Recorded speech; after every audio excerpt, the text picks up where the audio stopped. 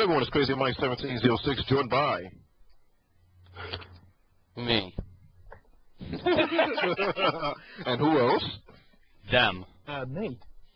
Oh wow! And then who else? I'm here as well. And who is the other guy? What's his name too? I'm here. I don't know. The Sky Talker God. Yes. Anyway, I'm being joined by Brandon, Instant Classic, Dan, who's always a pleasure to have, Calvin A. Hobbs, as he's better known as, Joshua T. Slay 1974, and Monoxide, the emo. And guys, because as you guys know, I like making freestyle videos. This is going to be your topic. This is what you're going to start talking about, starting with Dan. WWE versus TNA Wars. If you want to call it that, quote-unquote. Okay, that's the first thing I was going to say. It's not a war. It's not a war yet at all. For a war, there's got to be two parties involved in it fighting each other. That's a war. Now, if you ask me what I think about the Monday night fight, then I think people are making far too much of a fuss of it at the minute. People are reading far too much into the ratings and what they do or do not mean. And I'll give an example. On Wrestling Observer, their headline for the last couple of weeks has been another slaughter on Monday night. What did they expect? What was anyone expecting? Did anyone really think that TNA was going to beat Raw? No, of course they didn't. Not at all. Did anyone think they was going to take any viewers away from Raw or actually put a dent in the ratings? No, why would they yet? I mean, the ratings are interesting, but there is a danger of overanalyzing them. They don't mean anything at the minute. It's been 2 fucking weeks. It's the build up to WrestleMania. They're going to get slaughtered in the ratings. So, for the whole rating side of it, that's sort of my opinion on it. It doesn't matter a shit at the minute. What TNA needs is 6 months of consistently well-booked, good television. Now, can anyone see the flaw in that? Well, I don't know. I think we need to gotta have barbed wire matches and flaming tables. Chair shots to the head. We're gonna have Sting come out. Chair shots to the head. Yes, so who's betting okay? Because WF has banned chair shots to the head, what's the betting we get 10 of them on Impact? And not only that, you have WWE, who is, the whole PG thing. They're trying not to have any blood. And TNA seems to go out of their way to have every single match to include blood in it. Like, you see Ric Flair, every single week, he's all busted open. Kurt Angle's busted open. It's just like they're trying to, we got blood, we do chair shots and this and that, just trying to one-up the WWE when it makes no sense at all. Here's the thing with the chair shots. Anyone that bitches about chair shots to the head being gone needs to have their own head examined. Yeah, I don't really care for them either. Why do we need chair shots to the head? I can remember, and Dan probably remembers this better than anyone else here. Remember when Piper was trying to hit Flair, and he hit McMahon in the back with the chair? Yeah. That was like the biggest, most craziest thing to ever happen. And it was not a chair shot to the head. It was a chair shot to the back. It was safe. This is something I've thought for. Why don't they get fake steel chairs? Because I'll be honest with you, I like seeing someone get smashed over the head with a steel chair in a match every now and then. I think it adds to it sometimes, and it's like, oh, do you know what I mean? And the Van Daminator, one of my favourite moves in the world. Well, basically, the Van Daminator is semi-safe because, A, the guy can still put up his hands. Yeah. Okay. And the other thing you're not getting hit over the head, you're getting it pushed into your face. There is a difference with. Yeah. And you don't have to take the balls for holy, here's my head, hit me as hard as you can. You can put your hand up. You know what I mean? There's nothing wrong with putting your hand up. But that's what people want. Or they're like, I'll put my head down, I'll put my hands up, and it'll still be, but you're still going to throw the chair as hard as you freaking can. That doesn't stop jack. I'd use fake chairs. Honestly, if I was running a wrestling promotion, they gimmick tables, why not gimmick the chairs? Then you can smack someone as hard as you fucking like. It'll still make a sound, but it's thin and metal. But the interesting thing with me is I don't really mind them eliminating the chairs at all because I understand that for some things it does add to it, but it's been done like so many times, especially during the Attitude Era. It's just like, okay, if they want to take it out, I'm not gonna miss it, you know, not at all. But we know it's not safe now. I mean, exactly. You Okay, definitely but take that into consideration. So they all have a pay-per-view. Where are you going to go with that line of thinking it's not safe? Are they going to eliminate bumping from matches? no. I don't want anyone to hurt, but professional athletes doing wrestling Dan, should be a bit dangerous. I understand where you're coming from. You know, that's a great argument. Don't get me wrong. Me and Monoxide, we had a similar conversation last night. When you look at a guy like Vince McMahon, okay, do you think he really gives a damn about the talent? Hell no. They just mostly give a damn about not having another Benoit, about not having another Eddie. And it's really more along the lines of they're trying to save their own asses rather than care about their own talent. And I don't mean to beat a dead horse because it's been said over a million times. You look back at the Kurt Angle situation. These guys didn't give a damn about Kurt Angle's health. They released him because they didn't want to have a death on their hands.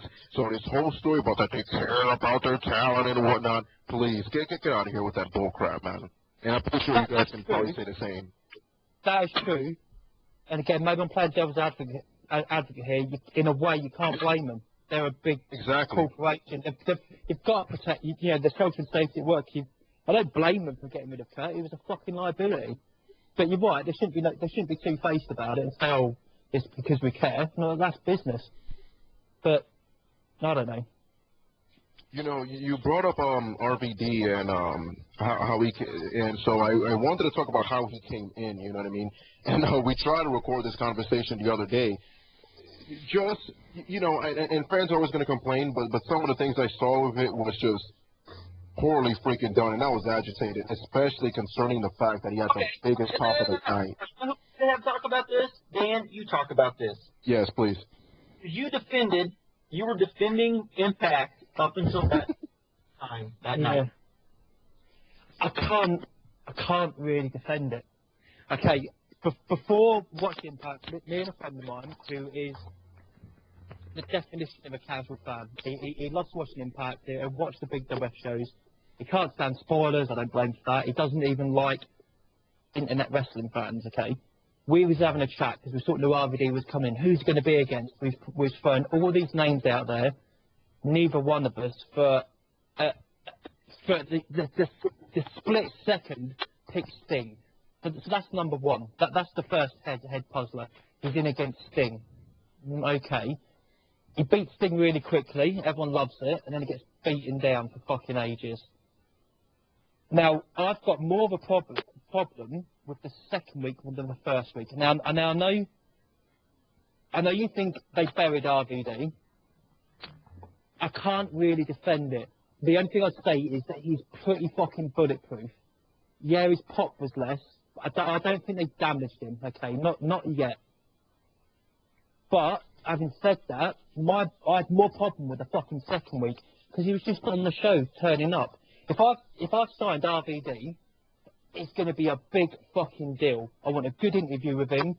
I want you to have a good idea who's going to be his first main opponent. So you start building up the interest in that and make a big deal. It's RV fucking D. He's so charismatic. He is. I know Dix uses the term. He's one of the few people that can be a fucking game changer. And on Monday, it was like, he came in, he beat Sting up for a bit, and it was just, they treated him like another guy. Now, I'm being patient, and I'm hoping that it's going to pick up. I think it's too early to real fucking jump up and down about it, but puzzling, real puzzling. Why? I don't understand any of it. My issue with it was the fact that number one, it took way too long, and not trying to be overcritical, which we will get into in a second. Not trying to be overcritical, but it made no sense. The simple fact that Hogan is trying to go in there and trying to fight Sting, and I guess they felt that Hogan was more of a danger to Sting than Sting was hitting RVD with a baseball bat. You know, if that wasn't ridiculous, then I just don't know what is. I mean, I was laughing at it because it was just one of those, it's so bad, it's good moments. You know what I mean? Yeah, it's. I look at it. I would have been fine, and I would have loved to be able to come on here and say, look, he got a huge pop the second night, the second time he was on Impact. That is a great and wondrous, fabulous thing. Except you'd be lying through your teeth. He got this pop like he was just another guy coming out to beat up Sting, and you took a guy who people had been literally waiting to be in TNA since the night of December to December, and just said, who cares? I mean, really what they should have done is they should have flipped.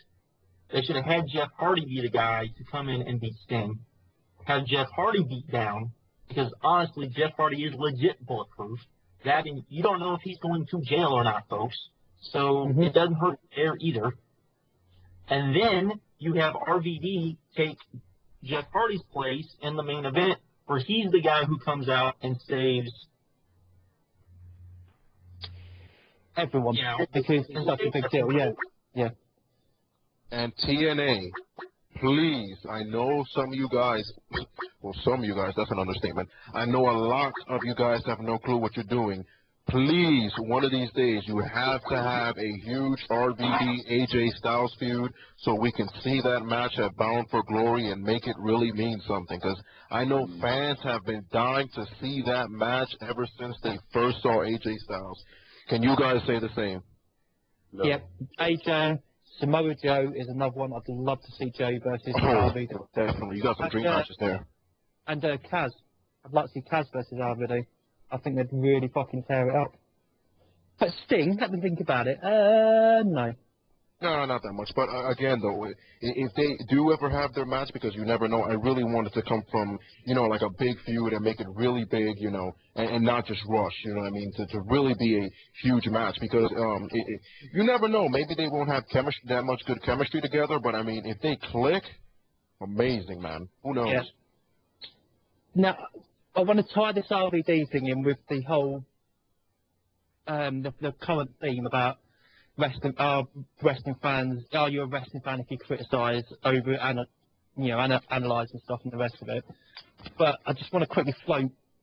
How would you have brought in RVD? Just real quickly. So this is what I would have done. I wouldn't have brought RVD into the X division. I would have made RVD the X division.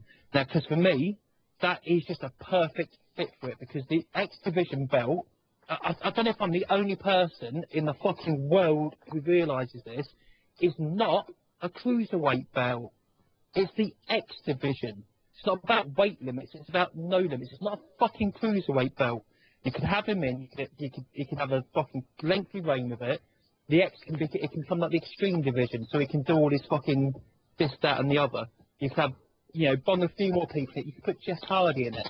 You can, and then really establish the belt, and then give it to Kaz or someone, and then you can move RVD on to the world title picture. You know, that's just what I would have done. Yeah, how would you have brought him in? Oh, that can take a while, but definitely not the way they did. I can definitely tell you that much. You know, like you mentioned earlier, definitely would have made it a lot more bigger than what it was.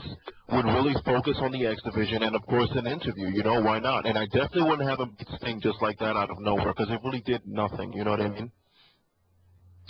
What fan on the planet? Because I thought about this for that night. What they should have done is they should have had Flair come out, cut his promo, and then have AJ cut his promo. AJ say something about that, you know, he's the most athletic, or the, you know, he's revolutionized, or something like that.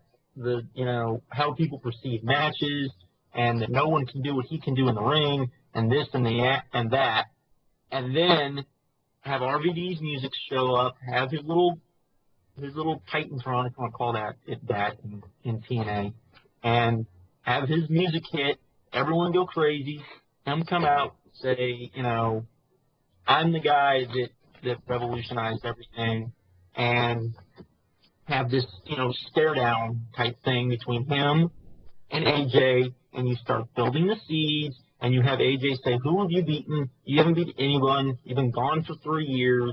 You know, you need to beat someone before, you know, you're on my level. Have RVD, kind of look at him and nod, and then have it when all the X Division stuff's going on that same show, have it be RVD the guy that comes out, have him beat. And I'm not even a fan of the X Division because I don't like the way that they use it. And just have him beat. Who's the champion now? Doug Williams. Yeah, have him beat Doug Williams on television, switch the title, and do just like Dan said, just have him have the title and build the title up some. I mean, that's not just the title, but the whole division. But I definitely do agree they should have given him mic time. You're not going to tell me that RVD and Christopher Daniels can't have, a blow-away match. You give them 10 to 15 minutes with each other. Same thing with Kaz. He can go in there. Doug Williams, they should be able to have a good match. I mean, some people might think that's a contrast of styles, but I think they'd be able to work off of each other very well. There's a whole bunch of guys that he could just go in there and, give him a long enough reign so that you can do whatever you're going to do with AJ, and then at the end of that, then you can have RVD lose to whoever at some point, and then you can start building up, that match. Because that is the match people want to see. I think that's a match people definitely want to see. It's fresh. It's something we haven't seen before. It's something I think a lot of diehard fans want to see, and let's face it. It's been talked about for a while. I mean, how many times over the last few years people have floated that idea? So it's there bubbling away underneath the surface. It's just an obvious matchup. Definitely, and it really does need to happen. But before we move on to any other topics or continue what we're saying, did TNA make a good decision moving to Mondays so far? Yes, without a doubt, yes. No. Okay. No. I think it's bad timing. No. Okay. I disagree. I think it's good timing. Okay, I'll go first, and then you repeat what I'm saying. Okay. It is a good thing, because how much more buzz has there been on the Monday night for our slot? That first Monday night, people were watching both shows. People were looking forward to one show more than the other. There was a bit more talk. It felt a little bit. It's nothing like it was before. Of course, it wasn't. There's a little bit more excitement going on, so that's fine. And the way everyone started, it's a terrible time. They're going to get beaten. It doesn't matter when they start. They're going to get beaten. Now, I don't know whether this is just me thinking or whether they're actually thinking this, but getting them established in that time slot before the traditional post-WrestleMania slump, I think is a good move. Because they'll already be on there for a month or two. They'll already be established. And WWE always slumps after Mania. And potentially, they can pick up a few more viewers from that. If Raw's getting a bit stale, people will then know, okay, there's some other wrestling on Monday. Let me check it out. You done? Yep. Here's the problem. And I said this when they did, there was as soon as, and this is partly Spike's fault as well, because I think everyone thought, just like you said when you talking about the ratings. No, I don't think anyone. I think if anyone with a logical brain probably thought that first night back in January that TNA was going to get like a 1 or maybe a 1-1. I think they said, okay, that's what they're going to get, even with all the hype and everything. They're going live, this, that, and the other. So, my thing is this, is that as soon as that rating came in, what it did, Spike should have been telling TNA that, screw it, we know storyline-wise you're not ready yet, but let's go ahead and do it now while we have momentum. You've now waited, so long that I think that people were like, and then I also think when they tuned in, that show, the one on January 4th was a very different show than that first Monday night show we got 2 weeks ago. Okay, that show showcased a lot of different people. Even no matter what you want to say, it did showcase different people who, that first hour was revolved around the Impact or the Knockouts. They were revolved around the X Division. You had Ric Flair show up. You had Jeff Hardy show up. You started the show. You had, the whole NWO reunion thing, which I think everyone knew was going to happen anyway. It was just going to depend on how they were going to do it. You ended the show with AJ Styles and Kurt Angle, possibly the best match you could book, period, for the show. Okay, you did all the right things. Then you do your second live Monday night show, and you lost all that momentum, and then on top of it, you didn't do anything right. I think if they had done what they needed to do, which was if their intention was we have to be on Monday nights and we can get those viewers, then that's when they should have done it. And to wait all that time to do it is what it is. So there you go. Yeah, okay, that's pretty valid, and they've lost some momentum, okay. But Impact on a Monday night is not in direct competition with Raw on USA. Yes. It's not. Impact on a Monday night on Spike is in competition with whatever was in that Monday night slot before Impact was. If it's okay, and then it doesn't matter. Any comparisons to WWE do not matter. It don't matter if they can't win. It's all the way I see it. It's as hard as Spike. If Spike's happy with that, they're willing to keep it and let it grow. Okay. Then under what you're saying, if I remember right, I think that the a 9 would be okay. A 1 would be okay. Okay, I'm a bit of a disadvantage here. What with Spike? What's on Spike before is UFC. They showed some of the UFC stuff. That was what was on Spike before in that time slot.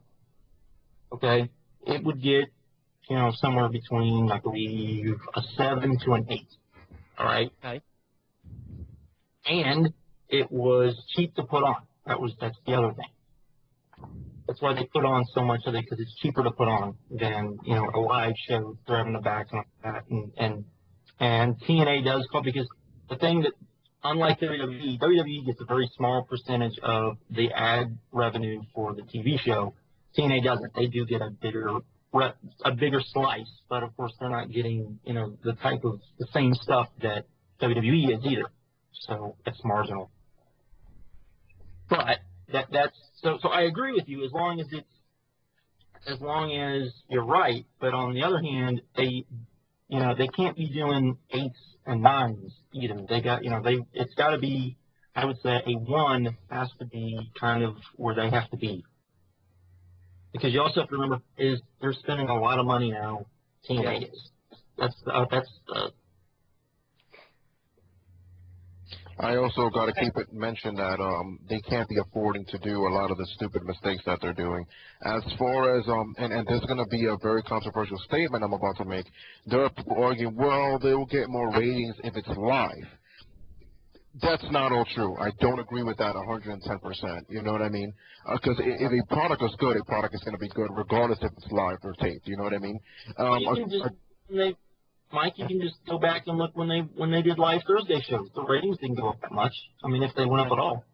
Exactly. The one thing people it does have more of a buzz to show it being live. It's promoted, right?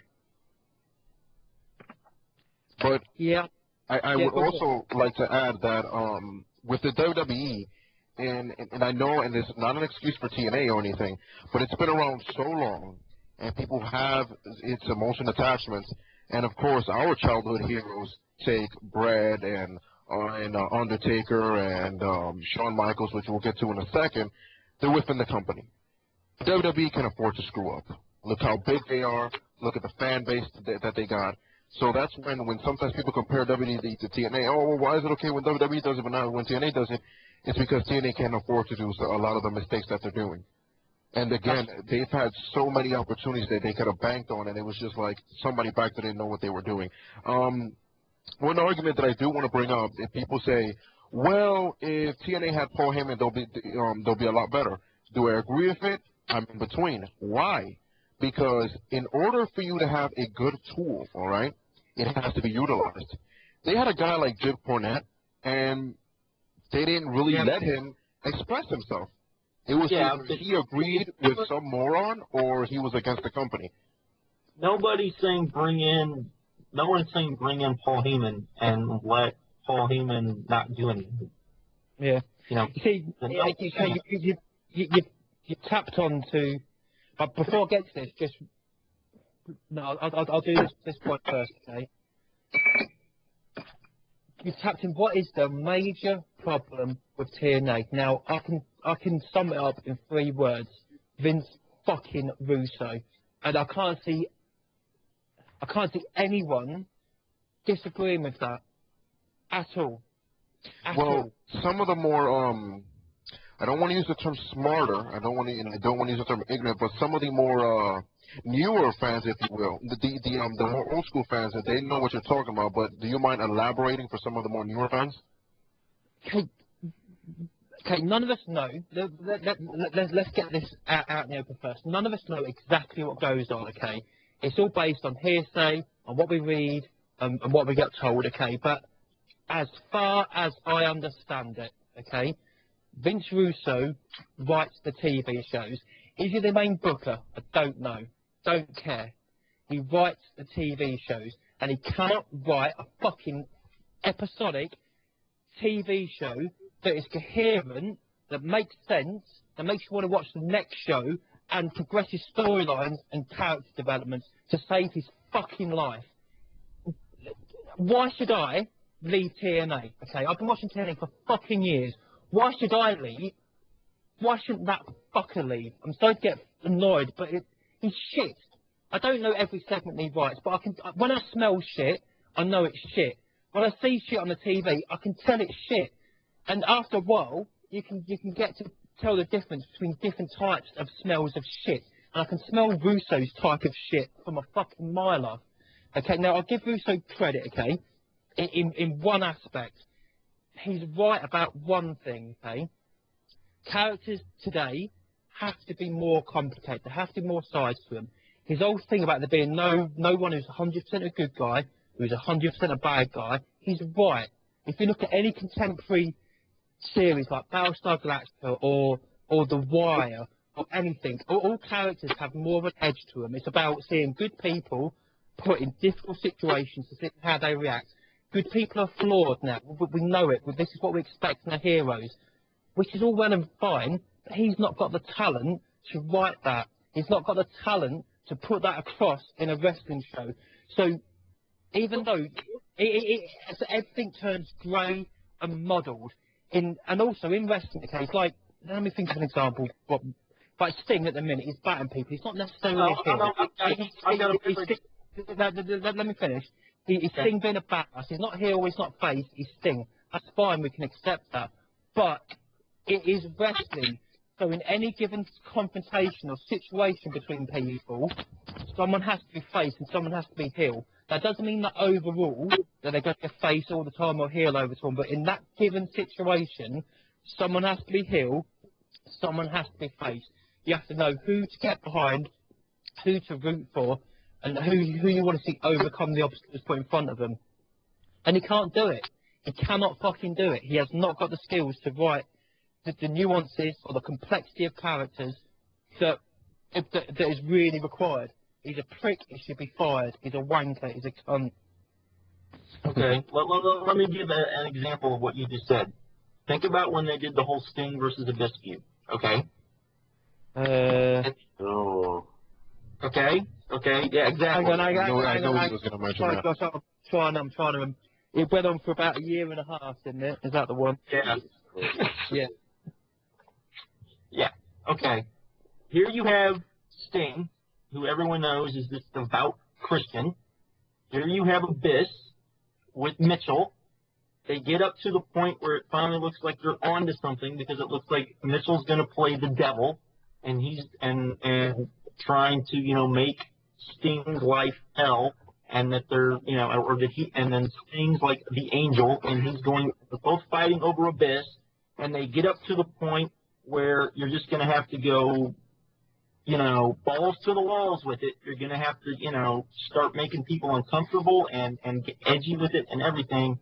And he doesn't know what to do, and he just says, okay, I'm going to turn it into, just a basic good versus evil, and that feud needed more than just basic good versus evil. You needed really evil versus really good, battling over Abyss, and maybe, just maybe, realizing that evil needed to win this time. But wait a minute, he didn't write that feud himself. There was another guy. No, but but he was not booking the feud, but he was writing the feud. I'm saying there were fans pissed off at the feud, and it wasn't Vince Russo's fault. I forgot who was behind it at the time. I remember when the casket was in the middle of the ring. It's not what I just said, where you would have made it more believable, because you look at Jim Mitchell, you just think he's an evil son of a bitch. Yeah, you're right. Okay, but in a way, okay, even though it's a different, I was talking about in certain situations, something bad, something good, but in a way that just supports what I was saying. He's not good enough to know. That's what I'm saying. He's not good enough to realize that okay, we need to go, like he would suck, and I'm sure that if we went back and looked, it wouldn't surprise me if we found out he didn't write a single Undertaker storyline ever. Okay? Like, I'm curious if he had any, think about this. Think if you had basically done the Ministry type storyline with Sting and Mitchell. Okay. All right? How perfect would that have been? Because you would have believed both guys. For all the crappiness that the Ministry storyline was, the one thing about it is that you did kind of wonder how much of it was real, how much of it was, real, and how much of it wasn't. There's just so many examples, though, to pick on. I think he's a talented enough writer to understand that there are times when you just need to say, screw it. He's not a talented enough writer to write a fucking shopping list consisting of one item. He's talented. It's like I've been watching a shopping list at that. I'm watching Dante Savage's videos where Excellence reads out fucking rope opera, how WCW killed Vince Russo, and I must admit I fucking pissed myself because I would be saying, if I was reading, I'd be saying the same shit Excellence is saying. But some of the stuff he says in that, two things really fucking annoy me. Says he's not a details guy. What the fuck are you doing writing and formatting a TV show where details are really important? First thing. And the thing that annoys me so much. If he says that, then that just proves something I've always said. He's a guy who you go to for ideas. And that's all you go to him for. No, he's a guy you go to and you say, can I have my Big Mac and fries, please, and a Coke? No. Because he does come up with interesting concepts. Okay? Now, you have to have someone that can say, that's a crap idea, and that's a good idea. Okay? And then say, now, we're going to take your idea, and we're going to give it to this guy, because this guy understands what needs to be done for it to work in the wrestling business. I can understand where you're coming from, Josh, and it's not necessarily disagreeing. But the only thing is, when you really think about it, though, your actions are somewhat of a reflection of your ideas. You know what I mean? So can you really call him a good idea guy now? Look at what he is credited with the Attitude Era, right? Right. He credited himself with that. No, let me. You had Vince McMahon basically telling him what would work and what wouldn't, and which ideas to use and which ones didn't. And the ideas that they used, they gave it to someone else that understood the wrestling business better than him, and they took his ideas and they went with it like that. And it worked. And that's the only time it's ever worked. And that should tell you right there. He is an idea guy. He is not a guy he's not a follow-through guy. I think Eric Bischoff is the exact same way. I think Eric Bischoff is a guy who comes up, I think he's better at it, at coming up with good concepts, good ideas. But having him actually go through with the ideas and the concepts, I don't think he's good at it. I don't think he's good. I think he gets to a point where he doesn't know how to finish things. I think he gets to a point where it's like, okay, I'm along this road, but now how do I finish this the right way? And I don't think he knows how to do that. He doesn't. He fucking doesn't at all. At all. Go on. You have a good argument with the Attitude Era coming up, so I want to hear that. Well, also, I don't want to see the Attitude replayed anyway. The Attitude Era replayed. No, Okay, the Attitude Era. No. He used it as an example, but my point was you felt he didn't have much to do with it. Why was that? He said he did. What does that he acts like the whole thing. Let's think. Who's more responsible for it? Was it Vince Russo or, let's have a look, Stone Cold Steve Austin? Austin, man. Do you know what I mean? But what? I mean, I'm not saying Russo didn't ever do anything, but it's like a lot of people said he was a little cog in a big machine. People like Austin are responsible for the Attitude Era. Do you know what I mean? If you really want to be, fucking accurate about it, Paul Heyman's responsible for the Attitude Era. Do you know what I mean? It's what has Vince done? What has Russo ever actually done? And even even if he was successful in WWF to a certain extent, WCW, what about that? Then again, you could play, oh well, there were so many powers working against him, he could never succeed. Okay, fair enough. What about TNA? We've had nothing but support from the people at the top, and TNA is in no definite position now than it was in 2007, except they've got even more talented people on the roster that are doing fuck all. It's not about, what more does TNA need? It's got everything it needs. Its roster is absolutely amazing. Its roster is capable of competing with the WWE. It's got that. It's got the time slot, but it's not got what matters, the writing, the booking, and it's got to be Russo. Exactly. There's no way. After 2 years, 3 years, it's time for a change. It really is time for a fucking change. And another thing I want to mention, their problem is that they don't know what they have. You know, a hardcore fan that has seen the watches many promotions and see the kind of people they have, they can say to themselves, wow, that's a dream roster right there. Because without a shadow of a doubt, man, TNA has the most complete roster in all of professional wrestling. Wait, Mike, what the hell are you talking about? Top to bottom, you got great tag teams, you got great main eventers, you got great middle guys, you got good female wrestlers. Everything is good all around when it comes solely to the roster. You guys agree? Yeah, totally, 100%. It's just the way they're it's just they don't know what they're doing. And like you said, that has to change, man. And they do really need to educate themselves on not only how to book professional wrestling, but on truly understanding what they have in front of them. They need someone who is basically cool and understand. I mean, Paul Heyman, okay, for all this, you can debate about how good a booker Paul Heyman was, this, that, and the other. One thing everyone seems to totally agree with Heyman is he always had his finger on his pulse. He always knew what was cool, what was counterculture, what was bubbling up. That was a skill he's always had. And you need that for wrestling. Wrestling needs to be part of counterculture. Do you know what I mean? It needs to fit in with that. TNA's an embarrassment. It's not cool. It's not fresh. It looks like a mishmash of Nitro. WWE is WWE, okay? Now, I'm like Josh. I'm an old school WF fan, and when we say that, we don't mean Austin and The Rock. I mean Hulk Hogan and The Ultimate Warrior and The Rockers and Macho Man Randy Savage and George the Animal Steel. Do you know what I mean? And what WWE today is just a big generic corporation. Now, they might have problems in the future because I strongly believe a real intensive corporate mentality doesn't go well with art. Okay, it doesn't. There's a big disconnect between the two. That might cause some problems in the future.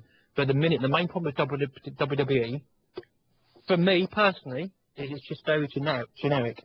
It's like a cartoon, and not in a good way, but a cartoon where nothing ever happens. Some stuff will kick off, and at the end of it, they all stood around laughing. Nothing really changes. They still put on good matches, and I'll still watch the pay-per-views, but everything's just floating in like a context void where nothing happens. Where in TNA, way too much stuff happens and nothing takes hold.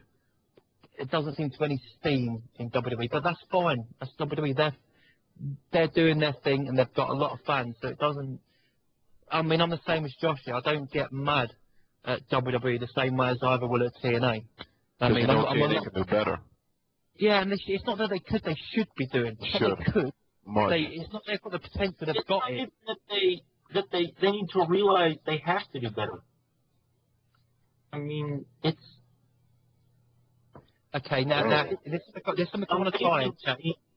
It's amazing to me that here's these people that continually, they want to capture that, and it's no secret, they want to capture that ECW feel. They always try to, anything that's ECW, they try to, they want to capture it, they want to do it, they want to do all these things. And then, but they don't get the thing that kind of ECW got was they had to do something different, and the stuff that they had to do had to be, which the thing that they could do better than WCW and WWF at the time wasn't necessarily the wrestling, okay? Because if you look down that roster, there are maybe 3 or 4 guys who are actually quality in ring, can go out, put on, an amazing match without the plunder and all that stuff. And that's not to discredit it. That is just, that's just kind of the way it is. However, you had amazing storylines, and that's the one thing that, like when new fans watch ECW stuff, they just watch the matches and they don't get to see the TV show, they don't get to see the build-up, they don't get to see, everything that built up. Like Sabu versus Taz, if a fan saw that today, they would not, there is no way they could comprehend how big of a match that was when they first, that had been built up for years in ECW.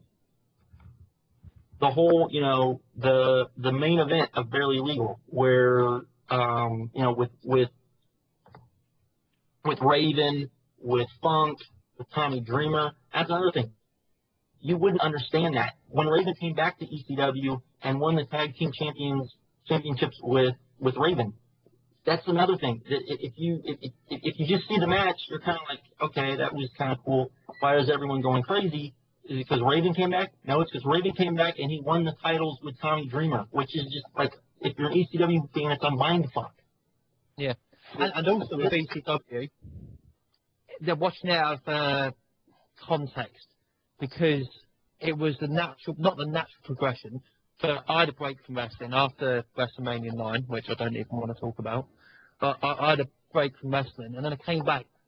And how you imagine wrestling could be when you was younger, it was.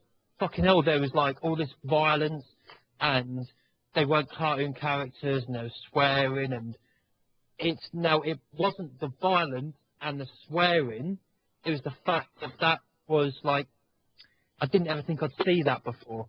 Do you know what I mean? It wasn't that in itself, that was like, it progressed out of how wrestling was. So anyone who tries to recreate ECW now by just taking the matches out of context, it's going to fail. Ring of Honor. Oh, okay, that's a whole other subject. When Ring of Honor started, they was on the right lines. I don't think they've ever got it right at all. But that's just me. But that's how wrestling needs to progress now. It's a sport. It is a competition. Everyone knows it's fake. And that differentiates yourself from WWE. Even if you go back to WWF and WCW, WCW always portrayed itself as, we're the sport, we're the real wrestling, we're this, that, and the other. Where WWF was like, we're entertainment, okay? And so there was definitely a difference in the way they, and even during the Monday Night Wars, they always kept with that element to where it was more like a sporting event and less like an entertainment, So. And a big gripe I have, and some people use the term overbooking for this, but and in TNA, when they only had a 1 hour they were doing this, to me it was still wrong, but it was still understandable. I hate what they do with the X Division. I hate the simple fact that you have so much great world-renowned talent, and they'll have like 10, 15 people in one freaking match instead of worrying about putting each and every single of them over with less people, and it could be done a whole lot better. But no, they just throw a whole bunch in the ring at one freaking time, and it does nothing. And Brandon, you want to keep talking about that topic? No, it's just that's exactly what you said. I just, you know, you'll watch Impact and you won't see these guys. I mean, you might see them in a backstage segment or whatever, and then you tune into the pay-per-view, and then that'll just, spur of the moment match, like a whatever that was, a Terradome or whatever. They'll just throw them into a match, 8 guys. You're like, oh, where's this guy been all month? Or you'll randomly go into YouTube and they do those little web matches, and you have these guys, they're the most talented guys on the rosters, and they're doing matches on the YouTube channel. It makes no sense, and people keep talking about, oh, the X Division this and X Division that, and it's clear that TNA doesn't. It's tough to see because, I used to be like that. I mean, I used to be guys like, oh, I'm all about the X Division, but now when they don't even showcase the guys, it's like, why should I even care about it? Like, let me give a very good example. I was on the TNA website just now, and it was a tag team match. I think it was with Generation. It had Generation Me, the Murder City Machine Guns, and Amazing Red and Kendrick. Okay. So much freaking talent in the ring, and then the whole video, not just the match, the whole video is like 4 minutes and 43 seconds. If you had the Murder City Machine Guns, okay, by the way, their names are interchangeable with Murder and Motor. The Murder City Machine Guns against Generation Me, which are better known as the Young Bucks, that match alone can draw over 1,000 people. That match alone could be considered one of the best matches of the month, of the night. And look what they're doing. They just spoil it. Why? Because they don't know what they're doing. A guy like Brian Kendrick, you can have so many great matches with him just there single. But look, they're throwing all these guys in the ring at one time in a match that's in total like 4 minutes. It's like, come on, man. You got to do way better than that. These guys are big draws, and these guys are very capable of putting on the top-level matches. That's why a lot of people really love the indies, But they've got to be presented in a way to allow them to do that. And when... My point exactly. Yeah, it's like Brandon was saying, when they're just all chucked in a match, how are you supposed to care about them? If they've just been chucked in, it's like, oh, okay, then you've got no connection. Now, this topic started with WWE versus TNA, okay? And I sort of want to tie this into the topic of the week, which is over-criticising things and does that make you a wrestling fan, okay? Now, the first Monday of the new Monday Night Wars, and I understand that ironically, what show did you prefer? Raw or Impact? I personally didn't like either of them. Are we talking about the January 4th show or the and I said that. I thought, I mean, that's why I said what I said, which was I didn't like either of them. But watching it, after the end, when I stepped back and I said, okay, I didn't like either of them, did I like either show either better than the other one? And I was like, well, I am a little bit more excited to see Raw next week than I am, Impact, because I have no idea why, what's even going to be on Impact next week. Right, okay, so you'd go Raw. Brandon, what about you? Raw or Impact? Are we talking about January 4th or the one a couple weeks ago? No, what was it, March 8th? Yeah, the one with RVD. Yeah. I mean, even with the RVD stuff and whatnot, after looking at both shows, I just saw myself enjoying TNA more. I mean, I did get frustrated with that, and that was a big frustration, but, Raw was just, it was just Raw. They were just doing the Mania build, and nothing really stood out. A lot of stuff stood out in Impact, good and bad, but I just enjoyed that show more. And it was the show that I knew I wanted to watch more, so. What about you, Mike?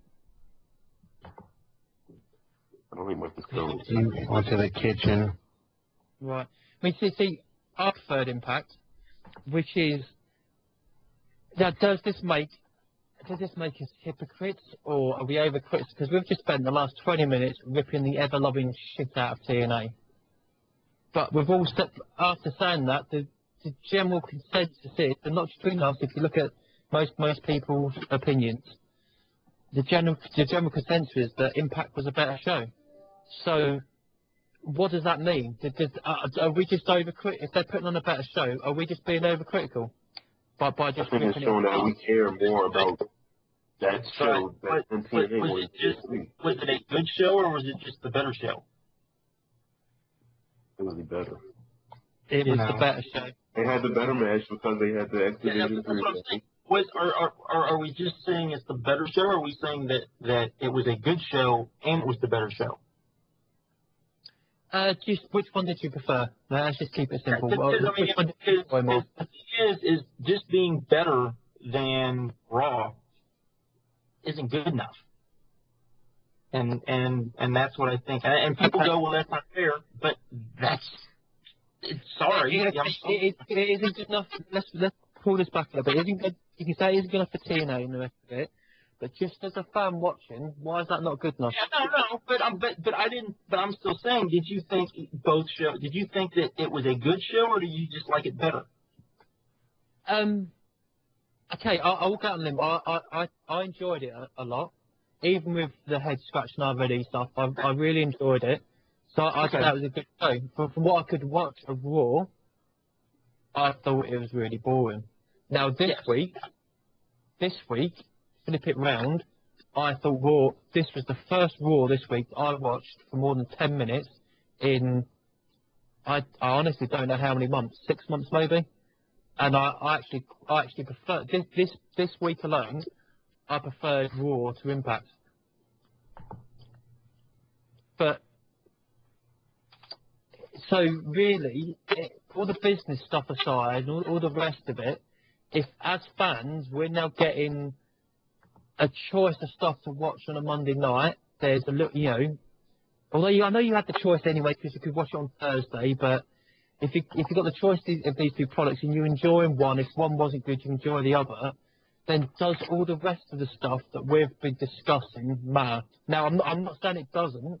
I'm really playing devil's advocate here, but just as a fan, how important is the rest of the bullshit? Oh no, it's not important at all. Either you like the show or you didn't like the show. I mean, that's what I'm trying to say. Because a lot of people were just saying, well, Impact was better, but they weren't saying it was a good show. That first Monday, and my point was, well, that's fine, but it can't just be the better show. It has to be a good show and be the better show. Because if it's just a better show, well, but it's still a bad show just because Raw is horrible. That doesn't work. Yeah, that's fair enough. I was really playing devil's advocate, but it's... No, I understand you are, but that's kind of my point. I've said this before. The ratings, the only thing that I would say are important with the ratings for TNA is two things. If you really want to look at the ratings, it's what are people wanting, what are people watching, and what are people turning from Raw, to your show to watch. Those are the only things that matter. What they get doesn't matter at all, because as long as the show is good, that's what should matter. That is ultimately the most important thing. The ratings are bullshit. Okay, good. I agree with that. Because if we use ratings... are good. However, if and I personally wonder if TNA even looks at the same numbers that we look at, because it's like we see the same stuff. It's the highest ratings over and over and over again. And even if you don't believe that that's the stuff that you can build the promotion around, you need to at least maybe put it on television just a little bit more, so that maybe the people that are turning in to watch it will be like, hey, what's this as well? Hey, what is this as well? You have to use it to your advantage. I don't think they've ever used it to their advantage. I mean, I find it very funny that first show that they did, that it wasn't just the knockout that almost always get what they are, but it was also the X Division match, which was a good match for a television match. Those were the two things that, and then and then it was just kind of, that those were the two high points of that first show. And then you go to the tape show, okay? And what do we get? We get an X Division clusterfuck, all right, which was okay. We get the Beautiful People, which again topped the biggest rating, all right. And this is after they took maybe the best part of the Beautiful People away. I mean, can you imagine what maybe they'd be drawing if they would have kept that unit as it probably should have been? And that's second guessing, but that's to me with TNA what the ratings matter, because they are so far away from where the WWF is or WWE that they can't worry about that. They just have to build their show and hope that if they're on Monday nights, they have the ability to get a bigger rating because maybe people will switch over to Impact. You see, this is where we get stuck in the trap, and we're going round and round in a circle. Because I agree with everything there, but it's not going to happen with the current regime. And the current creative. I don't think that they see it. I don't think that they're willing to see it. I think the fact that it's no secret when they were doing the best pay-per-view buys is when they were putting on really great matches and the pay-per-views were delivering and everyone was like, oh wow, look at this. This is something different. This is what, we wish the WWF would be. And maybe it wasn't huge. Maybe the buy rates for those pay-per-views weren't huge, but they were far better than they are now. So I don't get this mentality that they have that, well, we can't look back at what worked before. We have to try to, keep pushing the same stuff that we've been pushing, and it just doesn't work. Okay. Is TNA fucked? I don't think so. I don't think so. I will say this, though, and not to get off into a huge other rant, but I've said this before kind of offhandedly, but I don't think people, and I find it odd, because anyone that has the true insiders, when they always compare, WCW and TNA, okay, and they see a lot of the same mistakes that TNA keeps making that WCW made. And people always bring up that, well, what really killed WCW, and you can argue this from forever, was, the Time Warner merger. Okay? Well, what happens if, for example, a law is passed which forces Panda Energy not to make as much money, and they can't keep spending money on funding TNA? Which even if they make a profit, it's not big enough profit to where maybe, you would have to pray that a money mark would want to put money into it. Yeah, I mean... Saying? Yeah, see, that's why they want a time limit, okay? I mean, a lot of people predicting their doom, they'll be dead within a year, and they'll be saying that that's 2007. But I agree, and I think I might have said it myself in the past, they do have a finite time to get themselves up and running as basically on their own 2 feet, definitely, because you're right, and the plug could be pulled at any minute. I mean, it could get, about the whole AOL Time Warner merger, okay? Now, I'm positive that played a part, okay? Without any shadow of a doubt, it would affect the way WWE did business to a certain extent. But would they have got cancelled if they was 60 million in profit rather than 60 million in debt? Maybe not. Maybe not. I mean, and it only took a year. And the thing is, it only took them a year. I mean, people think, oh, well, it was, they did the most. They did the most anyone had ever done, and then turned around and plummeted. I don't want to talk about TNA anymore. Okay. I just came back from getting a sandwich, so we can. Okay. How about this? Dan, what Okay, since we're talking about the whole, are we critics, are we... Hold on, just one thing, guys. This entire TNA discussion, which ran on for about an hour and 20 minutes, you want to leave it there for just one part and just have this conversation separate? Because it is kind of overkill. I don't mind editing it. I don't mind just going through it and just editing out, It'll be a little easier to stop it here and then redo it, that's why. That's cool. Yeah. We'll have a separate subject. I want to bring Josh to a task for spreading the rating system among YouTube. Oh, you do that. Because it is your fault. Yo, Mano. You mind stopping it there?